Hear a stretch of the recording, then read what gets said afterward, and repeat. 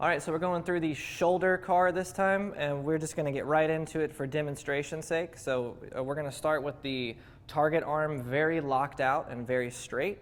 And I want you guys, when you do this on your own, to really feel like you're flexing shoulder blade stuff, shoulder stuff, and arm stuff. The whole thing needs to feel like it's engaged, flexed, and ready to go.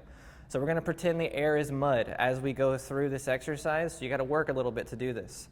We're going to start with a nice neutral open hand like you can see here that Hunter's got, and we are just going to go straight up into flexion. We're trying to keep the body still as we go up, and you're only going to go as far as you can until you begin to feel your ribs flare up. Go ahead and show a rib flare, Hunter. So people are most likely going to extend and cheat this way. So if you feel this or see this, we want to try to correct it and then see how far we can honestly go. And we're trying to get to as close to vertical as possible.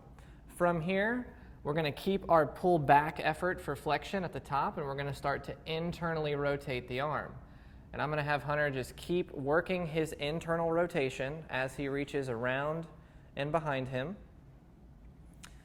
And really, we're just watching and feeling for things that either feel good or not so good. We're going to freeze right here.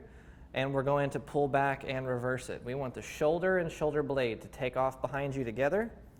Hunter, I'm going to have you freeze right here. If you pull back and you feel anterior shoulder pain, discomfort, you have to note this.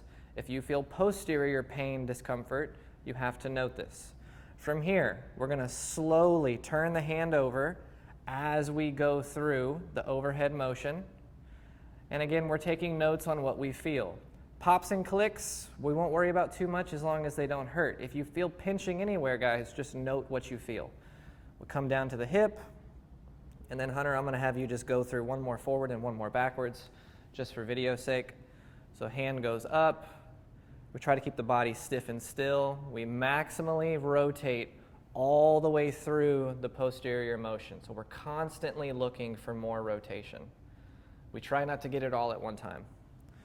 As soon as we hit the hip, we just double check posture. Abs are decently strong, pull back, and this is where we'll finish, just so you guys can follow along. Take note on your feelings, take note on pain, take note on pinching and sharpness, and that's your shoulder CAR.